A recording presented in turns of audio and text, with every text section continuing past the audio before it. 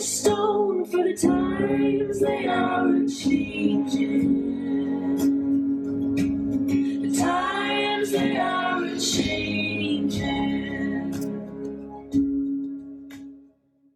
It's an incredible video. Isn't it? I thought it was really great. It is. It's cut together so well. I really appreciate all of the editing choices in that. Yeah. I think our people do such a great job with this kind of stuff. We have a lot of artists in the movement and a lot of people. We do. And it's been incredible to see this, this outpouring of talent just like put to work on behalf of this cause. And you can sense the passion in it. And it's not, it hits different than, when you have people just being paid to do something and their hearts, just not really in it. I especially love videos. I think there's another video that I thought this about, and I can't remember. It'll come to me in a minute. But videos people do that are Bernie videos, but where it's mostly about the people and not Bernie per se. And you begin to get a feel for how many people are invested in this and how many different kinds of people from everywhere. And then they add Bernie in at the very end and the impact, you just want to cry because you feel like, Bernie at the end there is taking on the mantle of representing all of these people and this just enormous weight of the hopes and dreams and pain of so many people across the country. Yeah. That, it's so much better than an ad that's just like all about the candidate. You know what I mean? Oh gosh, I know. Oh, I know which one. And it's like one of the single best ads, I think, that came out of the 2016 cycle. Oh God. I can't remember what they called it. But it starts out really simple with just people recording themselves, like doing little videos on their phone or whatever, showing how they began to get involved. And it's just a couple people one at a time. And it builds and it builds and it shows more people doing bigger stuff, parades, holding up signs at the road and stuff. And then, some marches. And finally, at the very end, you see Bernie for like a split second. Yep. And you just hear his voice kind of loud, like almost trumpeting over, and then silence. And oh God, it gives you chills. I still watch that thing just to see if it still gives me chills, and it does. It's incredible. That was a great. Do you remember that one? Oh yeah, and it was a theme. Yeah. I think of the campaign, and having seen so many as we all did, I remember one that was the Erica Garner. Oh God. Peace, Erica Garner. She did that video where you would have no idea that it was even a campaign, a political ad. It was just Erica speaking about her father and about the need for criminal justice reform. And then again, at the end, Bernie kind of a brief piece. It's like a clip of him from a speech. It's not about him. He's not even really pictured on screen. But an awesome video. Welcome everyone who's joining us. My name is Steve Carpinetta. I'm here with my co-host Emily. Hello. And this is our second episode of a podcast that we've decided to call Burn After Listening, a people's podcast inspired by the Bernie Sanders movement that we've been a part of and been trying to encourage everybody to become a part of. And I think everybody will be a part of sooner or later here before too long, whether they like it or not. It's mandatory. Yeah, exactly. It's social. Mandatory. It's socialist propaganda. Listening is mandatory. Gulag for dissenters. Right. So thanks for everybody for joining us. You may notice this week probably a little bump up in our technological, the quality of the audio that you're hearing, and that'll probably continue to happen as we get going. And we're going to try to do some more features. It's just going to be a solo shot of Emily and I again this week, and I think next show we will have at least one, maybe two guests, and hopefully a little bit more, even better quality for you then. So eventually we'll just be in your living room. The technology will, Mm-hmm. And then with a huge wagon tour, we're going to actually do a horse-drawn wagon around the country. Yeah, we're just going to go from house to house. One house a day is all we can do to really make sure you get the full experience of what we do. We're going for a full interactive, the whole suite. Sideshow, but it's definitely not the main show. Like those. Can we have one of those carts in those movies where the potion guy comes to town and his cart's drawn by horses and he's got all these remedies and shit. Exactly. And then he puts a plant in the crowd. Yeah. The miracle elixir. It's gonna. Yes. So as we sell our snake oil here, what a week! Holy shit! What a few days, I guess. Really, it's been so much has been going on. Where to start, Emily? Where do we start? Oh, where to start? Well, let's go chronologically, and we can jump over to something if it piques our interest. Let's start with the aftermath of Warren launching that nasty backstabbing attack, because I'm just fascinated by the fact that simply. I mean, so much about this campaign, this whole movement, is over and over and over the story of the typical political paradigm being flipped on its head. It's the reverse of what the pundit class has come to expect and prepare for. So instead of that looking bad for Bernie or denting his support or dropping him in the polls, it instead resulted in this outpouring of support for Bernie and people riding to his defense, which is wonderful because he doesn't have to defend himself. He can simply say, no, I didn't say that, and step back and watch the internet produce every single clip that shows that Bernie has supported women his entire career and that this accusation is ridiculous. And what did we see? Bernie actually rose in the polls post-debate. Warren dropped a little bit. Yep. And, and then that same, we saw that same thing begin to happen with, going on to this nonsense with Hillary Clinton, who nobody asked, coming out and giving us all her authentic, unvarnished opinion that nobody likes Bernie Sanders. He's just this very unlikable, horrible guy. Nobody likes him. No one will work with him. He's divisive. He's just like Trump. What a double down for her to tweet that bullshit. I mean, what a like you're tweet. I mean, she said it in that interview. She was going off. I mean, well, I know she tweeted, I think today, right, about her unvarnished opinion. She did, but that was essentially her retraction of It was her retraction, but the thing is, this is a TV show, right? So it was her backhanded apology. Months and months ago. So back, what a year ago when they started shooting this bullshit Hulu. Hulu, they probably, her idea was that Bernie would fade out and Warren or someone would of course be the candidate. It wouldn't be Bernie. And now look, of course, the queen of fucking. Yeah, I hadn't even thought about that. I almost wonder if that was. I hardly dare to say it, but I almost wonder if she would have said that now, because it just seems so obtuse to look at what's happening. Absolutely. And not that I would put it beyond Hillary Clinton to be completely oblivious as to what is going on outside her carefully vetted little circle of 9 sycophants. But I mean, because you're right. Because back when they began doing this, I'm sure she did think he would fade out. I'm sure she looked at the rising stars of scintillating figures like Cory Booker and Kamala Harris and assumed that, somebody else would take the lead in the race. But Yep. And what I like to imagine is in this thing, and now we talk about this, of course, this was made months ago. It's not like she decided for this to come out. If someone had come to her the night before and said, okay, Hillary, we're about to put out all this PR about this tomorrow, everybody's going to know what you said about Bernie. He's really fucking popular right now. He's always been really popular. He's surging in popularity. This is not probably a good time to say this. What do you think we should do? Here's your chance to hit a button and make it go all away. Make it disappear. A wise Hillary Clinton who would, reverse the typical paradigm of what we know from Hillary Clinton would say, fuck it, throw it in the garbage. Nobody will ever know what happened. The Hillary that now we've seen evidence this point that's about to come, it doubled down. She said, put it, she would said, put it out, because when it came out, her tweet was not a tweet of humility. And I tweeted today, have you ever heard her say the words, I'm sorry, or I was wrong? I don't think I ever have. Maybe I just have. It's funny. It's actually, she really loves doing this thing where she compares Bernie to Donald Trump. I'm sure in her mind that's an apt comparison. But if you ask me, when I think of people who can never admit that they were sorry or that they were ever wrong, it's the dynasty class. It's the Clintons. It is. Bidens. It is. These hubris ridden people. Hubris is exactly the word. I even tweeted at her. I don't know if I tweeted at her or about her. I said something like, it takes seismic levels of hubris to say something like that about Bernie Sanders. Of course, I'm blanking now on how I finished that tweet, but that's just what I couldn't believe, the gall of someone who ran twice for president, lost twice, lost to the dude from The Apprentice, for God's sakes, lost to the most easily winnable election maybe in history.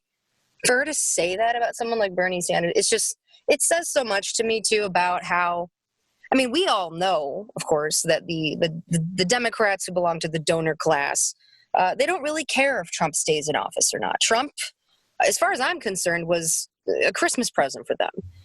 There you go, neatly gift wrapped in one man. Yeah. Well, they never have to do anything again. Trump has now lowered the bar so far. It's buried 6 feet underground. Democrats, all they have to do is sit there and exist and huff their own farts and demand money, and that's it. And if anybody dares to question anything, all they have to do is scream, about Trump. And it's Yep, Trump's the priority. We don't have time for. Yeah. But I mean, what better confirmation of that could there be, of their hypocrisy, than Hillary Clinton saying, "Nah, if it's Bernie, I'm not going to support him." Because of course you won't. Because supporting Bernie would have to mean that you actually had principle, and that you placed saving the country from Donald Trump over your own interests and the interests of your friends and your powerful connections. And of course we know that she would never do that. So look who this woman's friends are, for fuck's sake. And the she chooses to defend. I mean, we've seen it right on the internet. I mean, think about it. It's not a good look when you shit on Bernie Sanders, who even his enemies will absolutely admit is one of the most decent, honest men. Yeah. And you're friends with who? Harvey Weinstein? Jeffrey Epstein? Are you kidding me?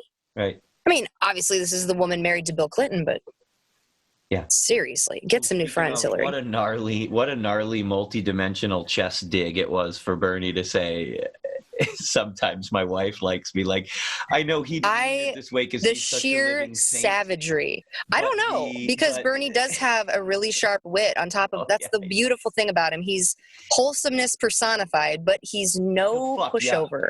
Yeah, he will fuck you up, though. You'll leave the meeting and go, wait a minute, did Bernie? He will hang you up to dry, and he will do it while still looking innocent as hell, because he can, because that's the benefit of having moral authority. Yeah, absolutely. No, and we've seen that, and that's why everything's just bouncing off us right now. And Teflon. Bernie's walking high and holding his head high as he should, and he's not having to get involved. And these dickheads are interviewing him in the hallway, trying to suck him into all the drama. And his demeanor, shit line. He gives them the Trump. They're like, hey, you want to talk about some bullshit? He's like, oh, you want to talk about bullshit? Okay, well, Trump. We got to remove Trump. Blah blah. What else can we talk about? And maybe some of my favorite Bernie moments, maybe when he gets salty, when the media will not stop wanting to waste his time about bullshit, whether they're asking him stupid details about his personal life that he doesn't, give a shit about divulging, or just some dumb soap opera crap that you know what I mean? That's been like his pet peeve for forever, whenever, because and you understand it, because here you are, you have this platform, you're whatever you say is going to be viewed by millions of Americans. And what do you choose to do with it? Nonsense, just wasting everyone's time. Remember in 2016 when he would constantly do this thing, and then it got to be like a shtick, like they'd be like, well, blah blah blah, like about the emails or whatever, and I remember he said to Jon Stewart or somebody, he was like, well, John, I'm gonna say something that might not surprise you a lot. And he's like, I really think that the American people have bigger issues and are concerned about bigger things than Hillary Clinton's emails. He was just so sick of saying the same, and like the anchors and the reporters and everything just started smiling with him, because they're like, okay, yeah, phone it. Sorry, we thought maybe it's almost a little bit of revenge. Yeah, it's a little bit of revenge on his part, because it got to the point where exactly like you just did, he would sort of drag it out, because it was almost like he's like, you're gonna waste my time with this shit, fine. I'm going to start on one of my rants, and you're going to know what I'm talking about, but I'm still going to make you sit there while I drag it out and really, really rub your noses in it. Yep, absolutely. Okay. Oh, there was a time he did kind of something like that. In Austin, we have a music festival, little shindig that happens every now and then called South by Southwest. Oh, some listeners may be familiar. Yes. Sure. And Bernie was in town. Actually, AOC was too. Last South by Southwest, so was Jake Tapper. And Bernie and Jake Tapper were doing this interview. And at the time, basically, all CNN wanted to talk about was the Stormy Daniels thing. And you could just see it had gotten under Bernie's skin a little bit, because he kept like ribbing Jake about it a little bit. And, just to mock him for being Jake Tapper. And it got to the point where Jake started to ask him something, and he paused a little bit too long. And you just hear very gruffly, from the other side of the stage, Stormy Daniels. And the crowd laughs, and Jake's kind of like had it. And he's like, no, you keep mentioning her name. And again, he made the mistake of pausing for a beat, and Bernie zooms right in there and just delivers with all the salt possible, not as much as CNN does. Sure. Oh, yeah. And the crowd lost it, and Jake just looked like he was regretting every decision that had led him to that point. It was gorgeous. Back to his boyhood. How did I get here? How did I fuck up this epically? No, I literally had to, I did an edit for Unofficial DNC where I played the, Hello Darkness, my old friend, over Jake, just because the face he made was just so destroyed. It was amazing. Oh, that's awesome. I love that. I love that more than I should, more than any good person. Yeah. A good old round of Bernie versus the media is always good for an evening's entertainment. Good for the soul. It is. It nourishes me.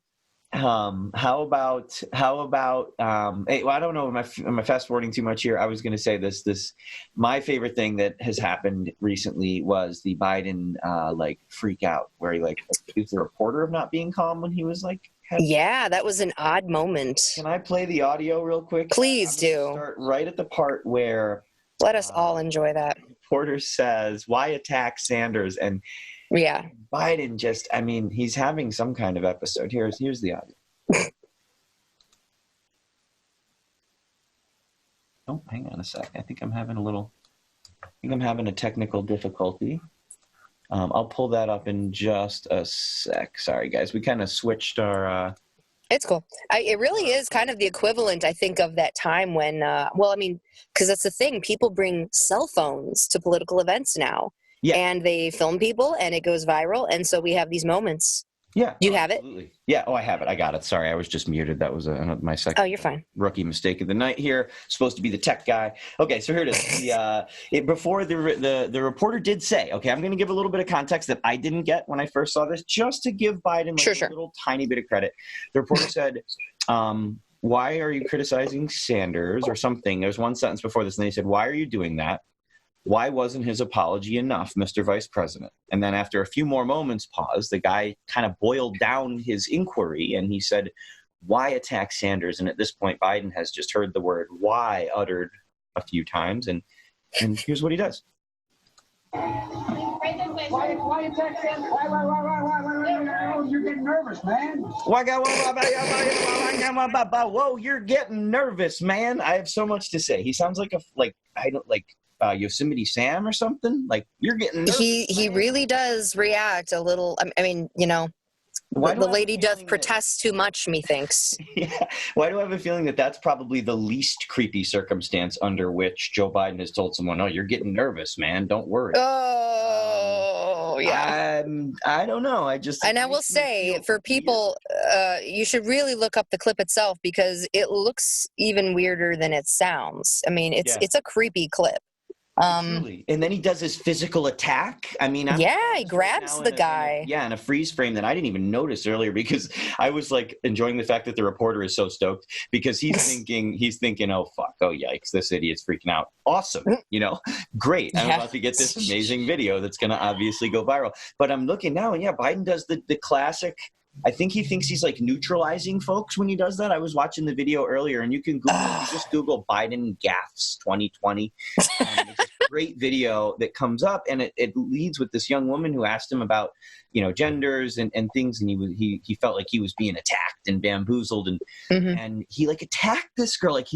He didn't get the reaction that he wanted out of her, and he just charges through this little crowd and grabs her and pulls her in. It's very good. Can you imagine how hard anyone else would be canceled if they did that? Can you imagine if, God forbid, Bernie Sanders marched through a crowd and grabbed a girl? No, I cannot. Dude can't even gesture while he's speaking without, the hordes of donut Twitter calling him a sexist in their weird ass. I swear to God, they've got a secret decoder badge, and they turn otherwise not entirely innocuous words and gestures into just the most, foul and insidious of motives. But it's the kind of reaching you have to do when you're standing on absolutely no moral ground and no ideological ground, and you have. Well, it was that question he was asked the other day when someone, in the wake of the Warren thing, someone said, "Do you think being a woman is?" I believe their wording was, "Do you think it's an obstacle?" And he said, "Well, yeah." And then he went on to say, "Everyone has their problems. I'm 78. Some people might not want a 78-year-old president. Buttigieg has, there are homophobic people who might not be accepting of that, et cetera." The most reasonable accurate, well-phrased answer. Sure. And there were a slew of people on Twitter in the replies saying along the lines of, oh, so being a woman is a problem. Got it. Or, oh, well, being a woman's a negative. Huh. And the funny thing is, he never said any of those. It's a disadvantage to be a woman, then there must be something wrong that you know. Well, it's so disingenuous. Gymnastics. It's confirmation bias. You want to hear Bernie Sanders say being a woman is bad, a negative, a problem. That is what you hear, because actually he never used those words. The question was, is it an obstacle? And the funny thing to me is these are the same Twitter accounts, the same quote unquote feminists, who have probably used the phrase glass ceiling thousands of times. Absolutely. And they're going to throw a fit because a man acknowledges that sexism is real and that there are real obstacles for women trying to achieve things in politics. Give me a break. Like what galaxy brain level is this? Right.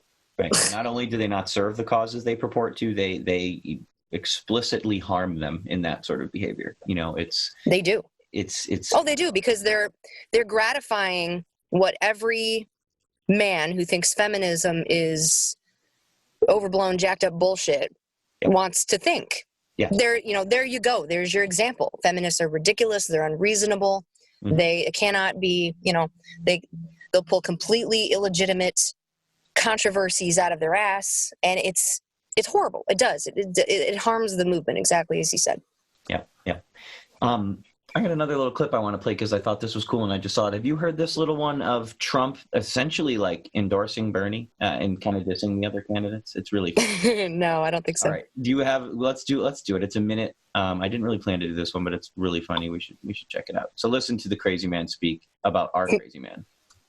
The other ones, Crazy Bernie, I don't know, maybe he's really surging. He really is. Elizabeth Warren seems to be going in the other way. Burn. Joe Biden doesn't seem to be doing too well from the standpoint. True. It'll be very interesting to see whether or not he makes it. No, I just got to pause there because I think my man just said Biden's going to die. I would. To see if he makes it. It is. It's Trump. I mean, he's almost making this face. It is Trump. That's what I mean. Biden's. I think it could at least be a Freudian slip of sorts. That's. Yeah. Right. Here, okay. I'll back up and we'll go through that again and finish the clip. It'll be very interesting to see whether or not he makes it. Hillary Clinton about Bernie. She said no one likes him. No one wants to work with him. He gets nothing done. Pelosi has him, of course, in jury duty at the impeachment trial. Are they colluding against Bernie again? Well, they are. They're really trying to take it away from him again. I mean, when Hillary says nobody likes him, nobody likes her. Nobody liked her.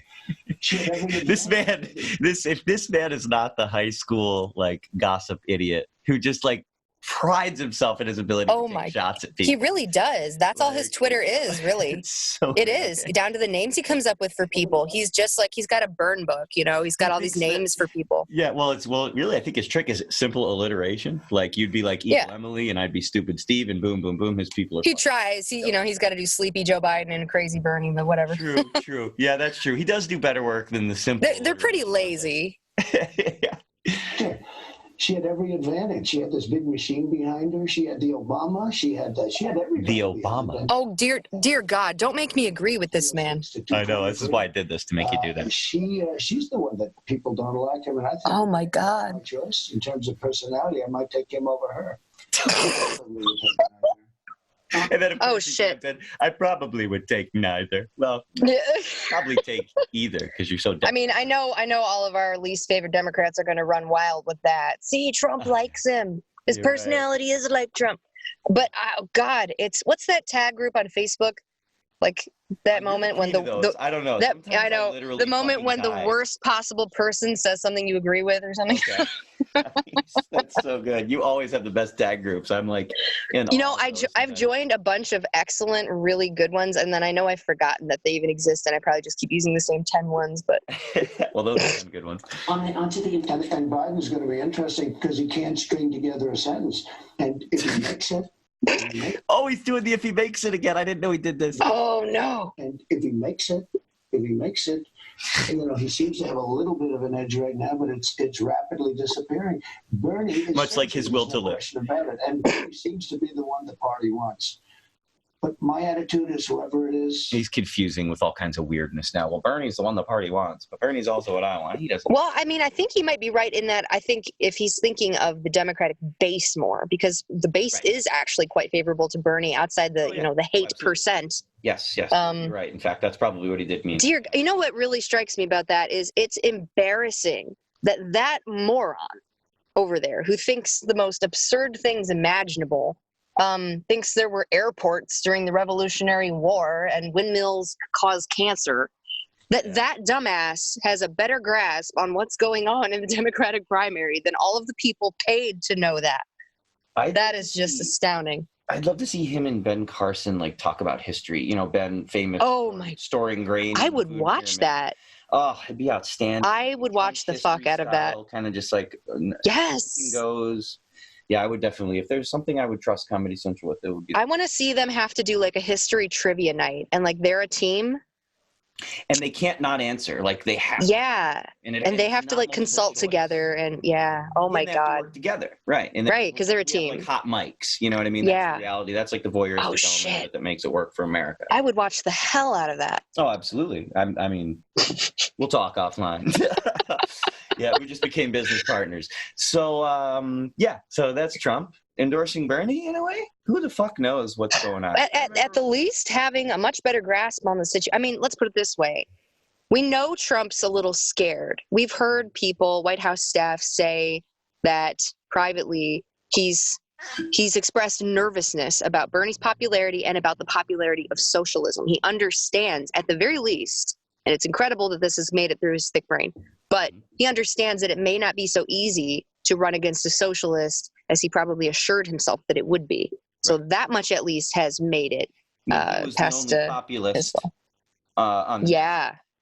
He knew that he could rest assured that with his strong populism, even if it worked directly against the majority of the folks who supported it, would be too sexy to turn down. Right. But now that we have a guy, it's fucked up. These things always happen in weird timing. Now that I'm thinking about it, today in my little town, I saw this fucking truck up ahead of me, huge Harley Davidson thing on it, so big, I couldn't even tell what kind of truck it was, but there's a sticker, a big Harley. I'm like, oh God, no. Mm-hmm. You're going to see the Tesla. They're going to rev. It's going to be a big fucking problem. You're going to want to fight me. They're going to chase me with a gun. I'm just already and then I get close and I'm like, wait, there's this little rectangular teal sticker with white. And I'm like, what? No fucking way. Is it the old 2016 Feel the Burn? It was a very popular sticker. Oh, nice. I like that sticker. And it's that. And I'm trying to make eye contact with whoever's driving this truck in the mirror. But I don't know. It's creeping. It's creeping in wholesome. Our little thing is happening in weird big ways. That's really it really is happening. It's cool. I feel like I can't think of the term for this, or there's probably a metaphor that describes it, but you know how you have little sensors sometimes. There are certain things that people pay attention to, and when you see those things begin to change, it's a good indication that something big is happening, something's moving. Yeah. It's sort of the rats jumping off the ship kind of a thing. Yeah. But we're starting to see some of those. I sort of had that feeling when I forget his last name, but I think his first name is Ron. He's a representative from Michigan, Wisconsin, somewhere in the Midwest. He's the head of the Congressional Progressive Caucus. I should know this shit. And he endorsed Bernie. And it was something to do, I think he had not endorsed a presidential candidate before. And it's those little things. It's those little tells where somebody breaks from a pattern because something is different and they sense that. And we're beginning to see that happen more and more. People that don't normally come out for presidents endorsing. There were a few endorsements that Bernie got. I think it was the morning after the Warren thing. There was an immigrants' rights group that endorsed him. Same thing. They had never come out for a president before. Yep. And then there was a similar one. And then maybe a union in Nevada. No, I'm sorry. I remember what it was now. It was the largest African-American county caucus or something like that came out for Bernie in Nevada. And again, same thing. We've not done this before, but this is different and it's special. And we understand this is a moment and there is a movement here happening. And we know that we need to be part of this. Yeah. And and one of the biggest ones I've seen so far actually just happened. I saw it on my phone before we got on to this call. A congresswoman in South Carolina, or I could be wrong about that. Her name is I saw this Barbara Smith. It's South Carolina. Yeah. I'm pretty sure. Yes. I saw that too. Yeah. No. Sorry, it's not Barbara Smith. I think that's someone else. See, the unfortunate thing is they've been coming on so many recently that I'm having a hard time remembering. I'm keeping it straight. But yes, an African American. I believe she's like 50 years old. She was endorsing Biden. This is very much the demographic that we've had a hard time shifting, or that we knew would be a challenge to shift in the southern states where Bernie is weaker. Is this demographic? And she switched her endorsement to Bernie. And she's not known for being, thank you, she's not known for being a liberal Democrat or a left Democrat. If anything, she's kind of described herself as a conservative Democrat. Mm-hmm. And she's saying this is not because it's left, it's because I'm seeing him as the one who's going to beat Trump. And that's where that magical, elusive factor has begun to come into play, the electability factor. Yeah. And more people, even centrist Democrats, and this is what I was worried we wouldn't be able to do, are beginning to sense that he is the most electable, which means they will back him to beat Trump even though they don't like him. And if we can make that happen, we are gold. Yep. We will do this. I presented to my very, very old county Democratic committee last night, and I had just this fucking full merch table like I was, a full Hot Topic band. I mean, I had everything. They're coming over, nice. And the one lady who was a teacher at my high school, she is petitioning for Amy, bought a Bernie for 2020 button. She said, just to have around. And I'm thinking, know in the back of your head what's about to happen, don't you? And then she's gonna keep it in a case with some glass over it that says, break in case of Bernie looking like the nominee. Yeah, and I had another lady buy one for her teenage daughter to put in a time capsule to give to her later because it's going to be such an important thing for her that Bernie became president. Oh my God! But then another old lady, switching gears back to last night, another older lady bought another button, another weird Democratic. She's like, well, I really like Warren. I'm going to vote for Warren, but let me get one of these buttons. And I'm just like, one of these buttons. That's $3. But it's just like those little turns are big because when I heard you say, I didn't think we were going to get these centrists, it's like me fucking either. But the button factor last night kind of took me a little bit that way, and just a lot of. Yeah, it's been a struggle in my mind because on the one hand, I kind of nursed that hope in 2016. I kind of felt like, as it came down to the wire, with the polling being the way it was and Bernie being so much stronger against Trump than Hillary was, I kind of felt like, I kind of thought maybe a plausible scenario would be, it's obviously in their best interest to continue backing Hillary right up until the moment, because obviously they want her more. But maybe if she's still polling badly against Donald Trump at the last minute, possibly they might cave and switch to Bernie, because he was polling so well against Trump. And then they didn't. And I kind of felt like, well, that concept is clearly fucked. They don't care about beating Trump, actually. They really just care about maintaining their little cozy internal power structure arrangement. And I still think that's largely what guides their decision-making. But on the other hand, at this point, they've had to deal with 4 years of Trump. And I do think there are enough, maybe not the highest up Democrats, maybe not the John Podestas and the, all their little toadies, but I think maybe the ones who actually have to do some work, the representatives, the state legislature, et cetera, I think they might be very susceptible to we just need to beat Donald Trump and get this asshole out of our hair for once and for all argument. And as Bernie begins to look more and more inevitable, there's that kind of itch to want to be on the winning side for once. You just get tired of losing after a while, and you want to be. You want to sit there and eat, and you've just pot committed yourself to utter failure, and devastation, and there's a certain appeal to being on the winning team, to being on the team with the sexy momentum, and it's just. And guess who has the X factor, baby? That's it. Yep. And that's the biggest appeal of all. That was my biggest thing in 2016 that I learned, was watching the people. I'd watch the debates, and then I'd have the cognitive dissonance when I saw the headlines that evening and the next morning in print. Just fucking what? Excuse me? We watch different debates. And then I learned that that's kind of how it works, is the media just tells people how the debate went. The media tells exactly who won and who was a star and who was a dud. And I just had this idea of oh my my God, is that how it works? And what I realized is the media capitalizes on what you just said. They want to project the idea of a winning team. Like, Yes. what would you do if I told you I knew who was going to win the fucking Super Bowl? Mm-hmm. You place your bets tonight, baby. You'll eat those chicken wings and that pizza, and you'll know on election night that you chose the winning pony. And that's we have the crystal ball. We have the insider information. We know what's going to go down. So you want to be on the winning team, right? And they create this. They're manufacturing consent. Prophecy too, right? I mean, exactly. Tens of millions of people see that bullshit, and they lull in line with it, and they pull the fucking lever in the voting booth. And then we get where we get, and then a true populist movement. Getting back to the idea of Trump fearing a left populism, as he should. Look at the European model as of late. Very real fucking threat to him. It's the only real threat to him. These centrist turds are certainly not the threat. Speaking of, let's go to another quick video. This of Pete Buttigieg's please clap moment that he had. We all know. I mean, Amy had one a little bit earlier. I think it was almost a year ago, where no one cheered for her, and it was very, very Jabbian. And she didn't say please clap. I forget. She said something, but this one was good. And there were at least 3 interns that were hit with staplers directly after that. Various office supplies. Yeah, the local police department near Amy's main office looks like a Staples with all the evidence that they have there from all the previous results. All right, here's Pete. Levers of American government. So can I look to you to spread that sense of hope to those that you know? Come on. Okay.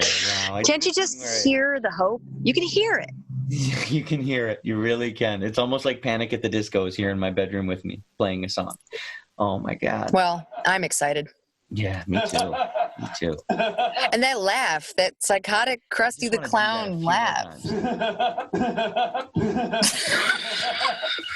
That is not normal. Jesus. He's a psychopath. Well, he's not normal. He's Christian Bale from American Psycho. Yeah, I was going to say, he's definitely killed, and I think it's safe to say that he'll kill again. He has killed, and he will kill again. He will kill again. This will not be the last life he takes. Good Lord, the man. Oof. So, what else are you seeing in the mainstream that's giving you faith these days? What are our silver linings that we're? Well, I have to hand it to the Sanders campaign. I am thoroughly impressed at the brilliant maneuver they pulled with the Social Security thing. Oh, and I didn't even quite realize what had happened. Yes, this was great. Until I took Go ahead. This is amazing. I want to hear you talk about this. All right, jump in if I'm just completely taking over the conversation. Of course, most of us who follow this kind of thing obsessively, because we have no other lives, we all know Joe Biden has tried to cut Social Security many times. Joe Biden suffered a lot, especially in his congressional career, from this impulse to prove he wasn't like those other sissy Democrats. He was a tough Democrat. He could even compete with the Republicans when it came to trying to cut the social safety net. Yeah, supporting war. To an extent, we saw that a lot with Hillary Clinton as well. She always seemed like she was trying to prove how tough she could be, maybe to compete with the men or something. But she was very hawkish. Very she gave you the impression she was fine with the surveillance state, wanting to drone Assange. But Biden very much like this too, and I knew this. I was reminded of this recently. I made a little video months ago comparing Biden and Bernie in the Senate and the House respectively during the time period when the crime bill was going through all of was like before I knew you, and I posted that shit everywhere. I was like, who is this Bernie Fax? Genius. No, I swear to you, I did. I posted it to all my Nightpan people, and I was thank you. I appreciate that. Who the fuck this Bernie Fax is, but they're doing some great oppo on Biden. Thank you. I made that to kind of launch the page, and it did work pretty well for that. I was able to. It had like that hip hop beat. I honestly just found that. I wasn't even impressed with it. I just found that in that list of like free music you can use in the background that like YouTube or Google will link you to. Yeah. Of course. I changed it a little bit. I would use something different next time, honestly. But it was just catchy. I did pull, I did pull the footage straight from C-SPAN. I cut it for brevity. I, eliminated a bunch of hems and hawing and and I added the subtitles, and it was pretty simple. It was basically I just cut from Biden arguing for the crime bill, and they were from slightly different stages in the whole process. As we know, the whole thing where it has to go from the House to the Senate and then back and shit. Yeah. It gets complicated, but the process ultimately resulted in the 1994 crime bill, which, as we know, has had devastating effects on exploding the prison population. The three strikes thing, and it was so telling to me. It was like the best moment to kind of crystallize the difference between Joe Biden and Bernie, because Biden's up there every single dog whistle, every dog in 10 miles had to be going crazy. It was, we have to clean up the streets. There's these thugs. There are these, kids born out of wedlock. Yeah, exactly. Your grandmother, my wife, whatever, my sons that are going to be beaten up. My daughter. Yep. Yeah. These kids that are born out of wedlock have no conscience. And it was kind of alarming, because you saw where Hillary Clinton got that whole super predators thing from. He used the word predators. He said these kids are predators. For sure. Yeah, the messaging was there. And he even mentioned, and I found this hilarious because I didn't realize this going into it, but he even said, now I have colleagues, these like fringe leftists, colleagues of mine in the Senate and in the House, and I immediately thought, I know who he's talking about. Because, and then you cut to Bernie, and there's Bernie in the House, and poor fucking guy. The absolute, the sheer fucking gap between the worldview evident in Joe Biden and in Bernie Sanders couldn't possibly have been more, on display better, because Bernie's, you can tell from the second Bernie opens his mouth, he's not thinking about this little piece of legislation. He's thinking about the entire fucking landscape, the whole picture. He's always been such a big picture guy, and it's how he has this incredible foresight. And he's going over, this is wrong from the word go. This is about punishment. It's about retribution. It's not about protecting people, about compassion, about actually addressing the root issues that are the causes of crime. It doesn't talk about poverty. It doesn't help us solve any of this. And he even says, and this is going to disproportionately punish the black population. And he was 1,000% right. And it's so evident that this man is coming from a place of genuinely caring about people and wanting to reshape society and have an economy and a government and a society that are based on principles of justice and compassion. You know what I mean? Well, it's Bernie, duh. But so I make this video, and it actually did quite well. I believe Sean King actually picked it up, and he didn't use it right away, because somebody reached out to me and they said, "Can you have it?" I said, "Yeah," and he saved it, and he waited, and he actually released it when Biden launched, which I thought was clever. And then I actually, it popped up on Ilhan Omar's Insta. She posted a little thing of it, and with a bunch of angry faces over it. I was like, yes, Ilhan likes my video. That's amazing. But that's amazing. Props. So that was fresh in my mind, and I remembered, because I had watched all of this footage of C-SPAN to get some really good Joe Biden moments. So obviously Joe Biden is trying to cut Social Security. He's been doing this many times over his career. He's trying to prove he can be just as cutthroat and ruthless and fiscally responsible as those Republicans, right? Right. And he thinks this is a strength. Well, sorry. Fast forward to now, and he's kind of gotten the message dimly that apparently we do progressive things now in the Democratic Party, and that all of that is very out of vogue. And so he's trying to pretend that never happened, and he doesn't know the internet exists, or that his record is public. So the Bernie team, and I'm blanking on exactly what the format was, but they in some way released or referred to a video clip of Biden where he's talking about how Paul Ryan was right to want to try to cut Social Security and Medicare or Medicaid, or both. Yes. And now, I did not receive this impression at the time, because I didn't really research the clip or watch the whole thing. But apparently, he claims he was actually making fun of Paul Ryan. The whole thing was satire or mockery or something. And so he threw a fit. He claimed that the Bernie campaign had doctored the video, which they didn't, and I highly doubt Joe Biden knows what that means. Two different defenses, you fucking idiot. I know. One, you're saying you were joking, and then two, you're saying, well, no, I didn't even actually say that. It was doctored. I think what he meant was that the clip was truncated to the point where you couldn't tell the context, and but that's not the same as doctoring something anyway. Yeah, that's... Well, PolitiFact, of course, did what PolitiFact does and rated the claim as false, because they don't research anything worth a shit. Right. And then Bernie, did he apologize for that one?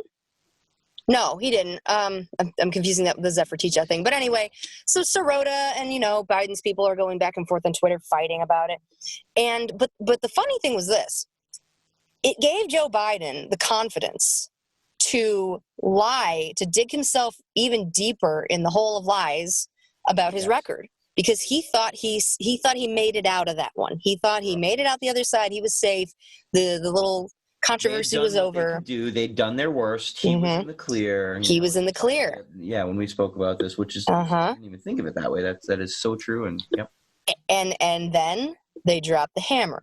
Right. And just when Biden felt really safe and comfy, and actually released the first negative ad, I think, of the primary season, was. Yep. Claiming that Bernie, because now he's feeling good, he's feeling all fat and sassy, and he feels like he can actually go on the offense against Bernie, and he can accuse Bernie of lying, and he's probably feeling really good about this, because who the hell ever gets to accuse Bernie of lying? Nope. He probably feels like this is a special little opportunity that's dropped in his lap, and he takes the bait, and he chomps down on that sucker, and just like that, lightning fast, the Bernie campaign drops a video that just uses the audio from Joe Biden in the Senate bragging, cocky as hell, about trying to cut Social Security not once, not 2 times, not 3 times, but 4 times.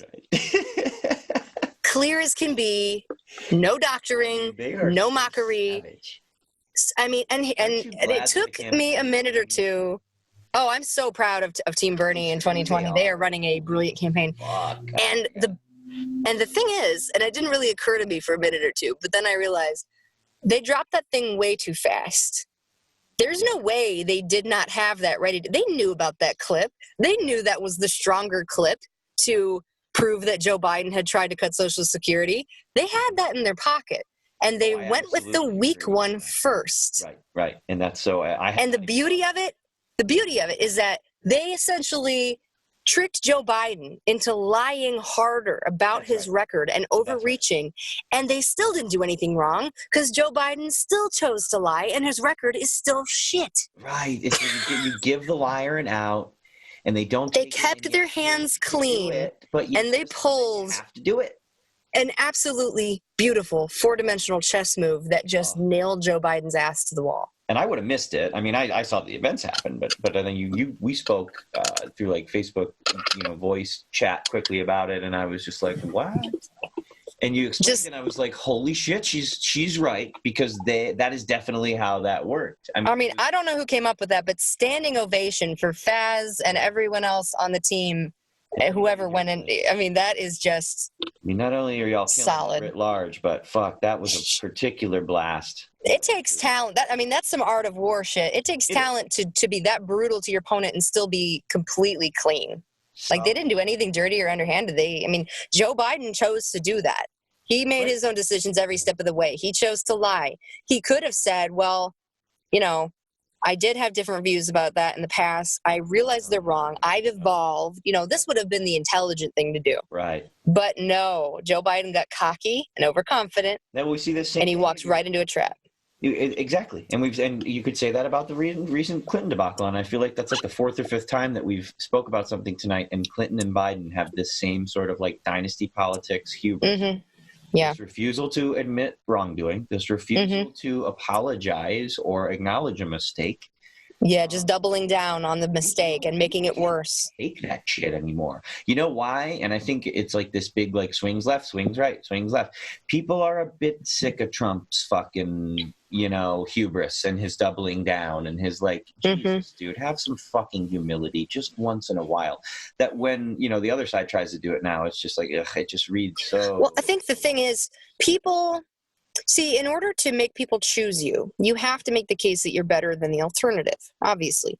And for the Democratic Party in the past, this hasn't been a problem, because when the only alternative is the Republican Party, which may claim different values, but let's be real, it's all one big party in the end. They're all taking money from the same corporate donors. They're all afflicted with the same nauseating, fake, false, artificial crap, that people are sick of, and which is why so many people have largely disengaged from politics and we have such shit voter turnout.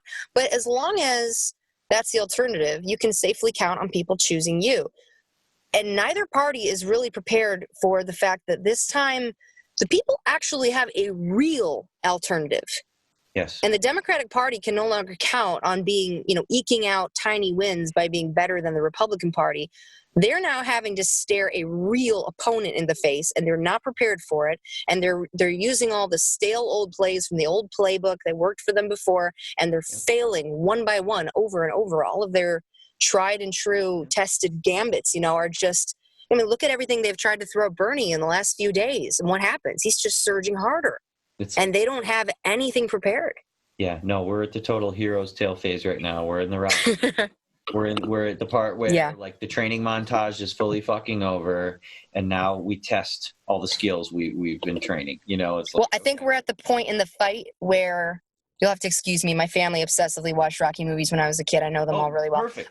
This is me too. So fine. We're good. This actually we're at the part of the fight, actually, I think, where the champion who figured this was going to be an easy fight and kind of swaggered out there and started hitting away, and then he wasn't going down, and they hit harder, and they pulled out everything they had, and he still didn't go down. And at this point, they've exhausted their best moves, and they're like, what the fuck is happening? And their opponent, who's just absorbed this terrific beating, and hasn't gone down, rallies and begins to come back and hit back, and the champion doesn't know what hit him.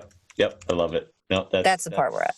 That's where we're just at the beginning of that, which is really cool. Yeah, we're just at the beginning of that. Yeah. And we have to, it's never too late for the hero to lose here. So I don't want to blow my own. Yeah, let's not jinx it.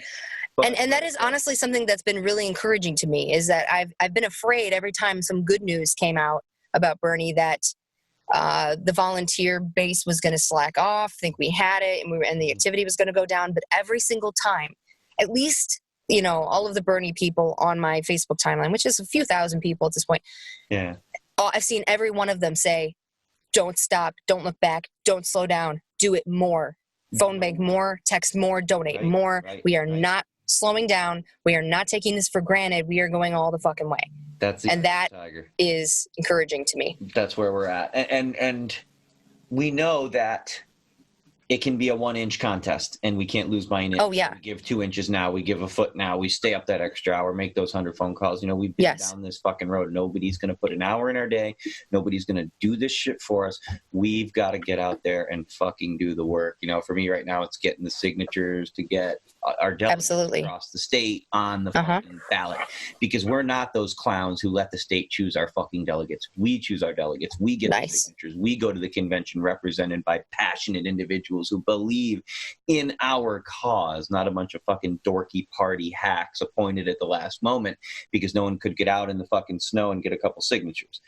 Hell yeah. It's just descriptive of what we do, and it makes me so proud to be a part of what we're out here fucking doing. It's just it's same. unbelievable. Yeah. And and I got in my car a few days ago, and I drove straight through the night here to Iowa from Austin, Texas, and it's incredible how tightly integrated the Bernie, I don't even know what to call us. I don't like burners, but the Bernie family has become at this point to where if I put out on Facebook, I want to go to Iowa and canvass until the caucus, I can't really afford to leave I can't afford to not work for that long. Does anyone want to support me doing this? And almost immediately, at this point, people have donated enough money that I can keep doing this for a month, which means after Iowa, I'm going to then decide where I'm going next, either Nevada or New Hampshire or, and someone's like, do you need a place to stay? Do you need a place to stay? I've got a finished basement. You can crash here. I'm like, we've had to do this by the seat of our pants, but my God, are we killing it? This is it's solidarity. It's people coming together and saying, we have the same purpose. I got your back. You got mine. And it's from each according to his ability. A lot of people can't leave their jobs or, to canvas, or that's not really their thing. So they're putting me out here canvassing, and I can do that. So that's something I've chosen to do. There are people phone banking, donating, and it's absolutely incredible. And I'm not the only one. There are people here from out of state that from all over the place. Absolutely. My friend Susan from Texas, she's coming up to Cedar Rapids, I believe, on Friday. I might move. I'm in Council Bluffs right now, but I might actually move operations out there and keep going there until the caucus. So yeah, this is why we're going to win. We have easily, I mean, Bernie's been saying it, and he's been right. We're going to win because we are going to put together the biggest movement this country has seen, the most passionate, dedicated campaign supported by sheer volunteer manpower that anyone in this country has ever seen. Yep. And that's something the political establishment does not even have the data to be able to predict or control. I love hearing him talk about it. I love Me too. And do his tone of voice where he has this tone of voice that he does sometimes when he describes like an amount of money is small. When he's like, yeah, it costs about like $25. Or, you know, he'll be like, yes. You know, he'll talk about the movement and be like, it's only when it's not going to happen with me being president. It's only when millions of Americans stand together and say loudly and clearly and all of his bullshit. And it's like, you're fucking right, man. I know. And then we learned that after 2016, and we got to learn it underneath his fucking wind beneath my wings, beautiful example of what a fucking genius does and what a classy person does and what a wise person does and what a true person who knows he has one shot to like lead a true movement of the people in his lifetime. What a fucking dude. Bernie like, is a day where I freak, and I know you do too, because I see your posts and I just know, I know your soul, and like it's just like once a day I'm just like, are you fucking kidding me? Something gnarly happens where somebody's helping somebody or somebody's doing something righteous, or he just says something and you're just like, man, that, and you're just blown away. Yeah. There's this, you know, I'm a pretty, well, some people would say anal. I'm a pretty rational, logical person. My mother described me as I was growing up. I was the thinker. I was not a feeler. And, you know, I would say that's not totally accurate. But, you know, I don't get swept away by flights of fancy or obvious appeals to my emotions very often. But every now and then, it's hard to deny that there is something about this. There is a rightness to this. This feels right. It's like, I mean, you know, again, I don't want to use dumb words like destiny or whatever, but like there's a very real feeling that this moment was coming and it's our time and it's supposed to happen now and things are falling into place the way they are supposed to be. And I mean, now you'll have to forgive me. I come from a Christian background. Mm-hmm. Roman Catholic school for the first few years of my upbringing. Oh, really? And very strongly religious, I guess, kind of family. But. Nice.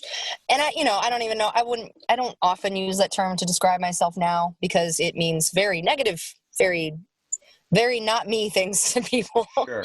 So unless I have time to really explain, I won't usually use that term. But I mean, I still, to a large extent, retain a lot of what I grew up believing. At least the core tenets of it, what I would consider the real stripped down basics of it. So it's actually very gratifying, you know, kind of becoming a socialist going, oh, you know what? This actually makes sense to me because, the faith was founded by a brown working class itinerant socialist Jew from the Middle East. That's pretty rad.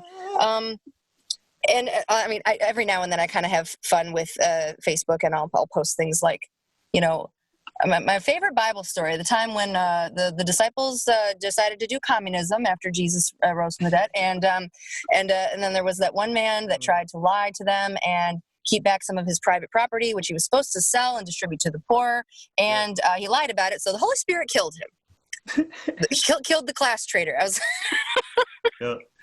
Oh, you know, every now and then I just like to flex with the Bible knowledge, especially when it supports communism. Sure. But I have fun with pastors and people like that. But no, but every now and then these verses will kind of pop into my head unbidden because I can't help it because something about this will look so. It's the best way to describe it. And there are things like when I think about Bernie, over and over and over again, this verse from the book of Esther will come to me that basically there's this moment where you might remember Esther asks her uncle, who's basically asking her to take on this almost suicide mission to try to save her people, the Jewish people. And she's basically saying, why me? I'm nobody. And he basically says, it doesn't matter that you're nobody. You're here in this moment at this time. How do you know that you weren't put here for such a time as this? Right. You know, right. And I think about that about Bernie all the time because in so many ways he was a nobody too. He was this poor kid from Brooklyn, didn't have any money. He goes off, he's from fucking Vermont, you know, and he runs in these elections, he gets nothing. And he probably felt very, very often I'm nobody. I'm not the person to like save the world or whatever. But he never let that stop him. And he just kept doing what was right. Yep. Just kept taking the next step in front of him, doing what was right, never losing focus. And it feels very much like at this point, like his life was always coming to this, to where he is the most uniquely, perfectly suited person, at least, to take on Donald Trump. And it's like he was put here for such a time as this. And this is, and you know, extending that to all of us. Mm-hmm. You know, it's just like all of these factors came together. You know, all of the, even though the world is spinning out of control in many ways and it's on fire and literally, and so much is going wrong, but at the same time, also, I feel like these factors fell into place in order to provide us with the solution. And that is literally us. Right. And it's coming together and it's working, and you're almost a little bit afraid to actually believe that it could be happening. But, and then I'll be done with this rant in a minute, I promise. But like the one that occurred to me, just after Hillary said that thing about nobody liking Bernie and just millions of people, it felt like that scene from the remake of Miracle on 34th Street when, you know, the court is saying there's no such thing as Santa Claus, and like the sign, you know, I believe in Santa, like appears like everywhere, and the whole city is like, you know, kind of like that. But I mean, and I've thought this about Bernie many times before too, watching especially like that video of him giving that passionate speech about not going to war. And he's pouring his heart out, and the camera backs out. You know, it's C-SPAN, and you realize the house is empty. There's nobody there. They've all left. No one is listening to this man desperately crying out for someone to stop the madness. And going from that to now when 25,000 people turn out to hear him or more. And the verse that has always popped into my head is the stone the builders rejected has become the chief cornerstone. Mm-hmm. You know, which I know I'm not saying he's Jesus, but you know what I mean? Poetically, it really does feel like that. Like this man's been snubbed by all of Washington, you know, laughed at. He's a joke. He's a gadfly. He's not serious. He's just this kook. And he's always ranting and raving about the 1% and poverty. And so he's a socialist, whatever. And he never let that stop him. He never let that stop him from doing the right thing when he knew it was the right thing. Didn't matter if no one was listening to him. He was still going to stand up for what was right. And all of that time, we were coming along, but he didn't know that. And he just kept doing the right thing. And then the conditions were right. And we heard him. And here we are. Yep. And he's positioned to possibly take on the greatest seat of power in the world. And he's about the only person I can think of right now who should be in that position, because he doesn't want it for that. Right. And he's not trying to be the most powerful person ever. He had to be asked to take this on. Yep. And he's only doing it to essentially take that power and give it back to us, which is just incredible. Yep. And he's in a very real way. He's becoming, you know, I don't know if this metaphor even works anymore, but, you know, the cornerstone, it's this one small stone, but it sits at the corner of the building, and it's what you know, kind of, you use it to make sure the sides of the building are straight. It's like it gives you the model or the pattern for the rest of the building. And then all of the other bricks come in, you know, to form the whole structure. So it's very apt if you think about it. Absolutely. But, yeah. Absolutely. So yes, there are those little moments now and then that just kind of give you chills, and you get the sense that we're very much part of something very big that's happening. Yep. We're making history, you know.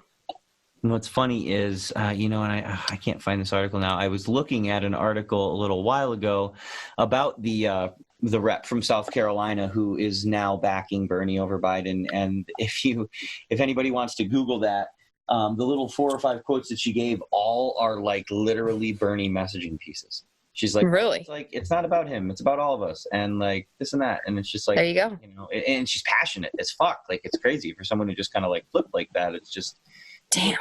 They're coming hard, and it's gnarly. And that's the thing too, like people just being like, this one dude who I barely talked to is kind of like real establishment safe. Think he voted for Hillary last time around. You know, he's kind of been like dizzying himself trying to keep caught up with these doofuses that they have out here, you know, between your peaks and your, and all these idiots. And then today he kind of came to this like moment of clarity on some weird post of mine where he was like, wow, you know, oh, it was the Pete It was the Pete, please clap. I think he might have been a Pete guy because today he really just came out and he was like, man, this is. Did you just kind of see the writing on the wall and was like, oh, what have I done? In here, like Bernie's the guy, you know? And I'm like, yeah, dude, like it's kind of obvious, but you know, it's cool. And it's okay. It's not a blind oath to populism here. It's all the fucking magic you just got done describing. It's all the magic I felt. It's what literally changed my life. Like, same. I went to school, like my dream in college was to get involved in politics. And then, you know, I'm so old, 9/11 happened. I was in political science class as a freshman. Oh, wow. And so that changed shit. You know, that changed my whole life. I was like, fuck, I really don't want to go into politics now because I just saw it being endless wars forever. Jokes on us all, I guess. It has been regardless, whether or not.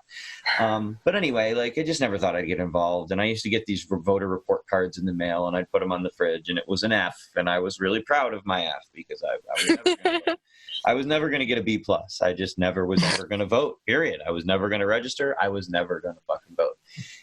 Through Obama and everything. And then Bernie, I just saw the videos and I was just sick of, even since I was a little kid, I'd like listen to Rage Against the Machine and like on the budding primitive internet, I would look up the Zapatistas and like my senior quote in my yearbook was, you know, it's better to, you know, live on your feet or to die on your feet than live on your knees, excuse me. And I was very into the whole revolutionary vibe at a young age and like the idea that people were. You were cool in high school. I mean, no, I wasn't. No, you were like that edgy revolutionary dude. Like, right. To you and that I like now, knows about what's going on outside America. Barely. I was trying to pass as that. So I think you and I now would approve of high school me, but I was not what then was defined as cool. But anyway, like it was just never a thing for me. And then he came and I was like, wait, this guy's like, who the fuck is like, I'm not, you know, embarrassed to admit it. I had no idea who Bernie Sanders was. I did not either. In fact, I think everyone had that moment. You're exposed to Bernie for about 5 minutes and you say, who the fuck is this? Where has he been? Right. Who's this guy? You just can't even believe anyone like this would survive in politics if they ever got there at all. Yeah, exactly. How has he not been? Yeah. My moment, I've told, I don't know if I might be going over something I said in the last episode, but, you know, and a friend had the identical experience. I saw a Bernie ad. I kind of perked up my ears a little bit because I was already like, I don't know what the fuck I'm going to do. I don't even know who I am politically anymore. I'm definitely not voting for any of those clowns on the Republican side. My God. And I really didn't know anything about Democrats. I couldn't have told you who was even really running. Sure. But then Bernie was on and he was talking and he used the word oligarchy. And nobody says words like oligarchy on national television. Yeah. And it perked up my ears because I remember learning that word. History lesson. Like back in that archaic word that doesn't. Yeah, exactly. World. And it took me a second to recall the meaning. And then I was kind of proud of myself for remembering. And then the penny dropped and I went, oh my God, we are. Yeah. And it had never occurred to me to think of our government like that before. It was like a whole viewpoint swivel. And I went, wait a minute, this man knows things. And then, you know, the next thing I learned is he's a socialist. And I'd been brought up to like practically go into some sort of Manchurian trance when I heard socialism. But I was still like, okay, I'm going to put that on the back burner for now because he still sounds really goddamn smart. At one point I even got to the point where I was like, okay, I may not be on board with the socialism shit, but everything else he's saying, like, at least I know this is someone who will do the right thing. I can respect that guy. He's an adult. And basically I'll vote for him as a protest vote simply because all the Republicans suck. It's like, you know what, do better or else I'm going to go vote for the socialist. Yep. And then, you know, from there, of course, it just went crazy and I educated myself politically and realized he was dead right. And and now I'm probably slightly to the left, but still I feel like, you know, the movement he's created, the genius of it is it's not going to stop. You know, people don't stop. I mean, so many people are communists now or socialists or somewhere in there who started on the other side of Bernie because the momentum kept going. And what Bernie's done, I mean, the biggest achievement, I think, of this movement is it's taught people how to organize again. It's reacquainted people with the history that we had of democracy being a thing we do. It's a verb. It's organizing. It's taking back power. It's remembering how to actually change what we find dissatisfactory in our own, unsatisfactory in our own lives. You know, not just passively suffering, but saying if conditions are not fair, I don't say to myself, well, life is unfair. I make it fair. I go out and I do what I have to. I fight for what's right. I fight for other people and myself. And I will make a better world if this one sucks. And Americans have not had any reason to think they either could do that or there was any hope that they could for a very long time. And Bernie's giving them their tools back. Right. And, he's kind of, conjuring back up the spirit of Eugene Debs and people like that who were incredible underdogs, but still wouldn't stop fighting for what was right because, at some point you hit that percentage, that magical, 3.5%? Where enough people are activated, and then there's no stopping it. Yeah. And there won't be any stopping it. I don't think people are going to get a taste of better work conditions or Medicare for all or rent control and go, you know what, this is good, this is fine. I think they're going to say, hold on, what can we do with this? Yeah. Absolutely. What are our limits, really? and that gift that Bernie has given people is, that there's no end to that. That's never going to stop giving back to us. So. Right. Absolutely. I agree. Couldn't be more thrilled to be here and be a part of it with you and with all of our listeners here on our podcast. It's probably time, I think, for us to get to wrapping our second episode, unless, Emily, do you have anything else you want to I think I've monopolized enough of the conversation already. You absolutely didn't. In fact, after our first episode, I feared that I had done so. But I just try to be part of hosting a show like this. And, and Emily and I are not real life friends. We've known each other through the internet. No, I'm just pretending to be his friend. I don't really even like her. But we've actually spoken a few times on voice outside of doing this podcast, but only a few. But it's more frequent now. So we're getting to know each other in the spirit of the way that we all get to know each other in this movement. And that's, you're grabbing a clipboard and knocking a door with somebody you've never fucking met. And then at the end of that day, you've got a new Facebook friend, and a month later, you've got a real friend, so it's just, this is kind of how we do on our team. Very much. So thanks all of you for listening to this and being a part of it. We're going to keep doing this, and I'm loving it. I hope people out there are enjoying listening to it. If you have suggestions, shoot us an email at burnafterlistening@gmail.com. And we also have a Facebook page, which is Burn After Listening Podcast, and we'll probably have a Twitter before too long. Why not? Thanks again. I think we have to have a TikTok at this point if we want to stay current. Yeah, we should definitely. We could do a daily where you and I just think of something random that's not even political, and we just have a TikTok. That'd be fun.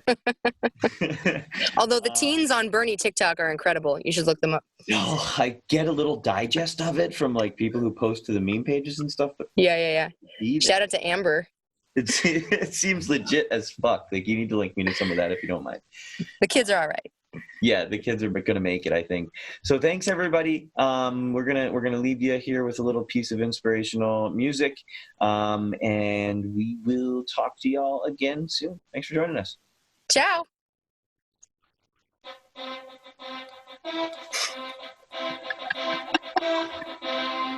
This is for all the families who grew up watching Rocky.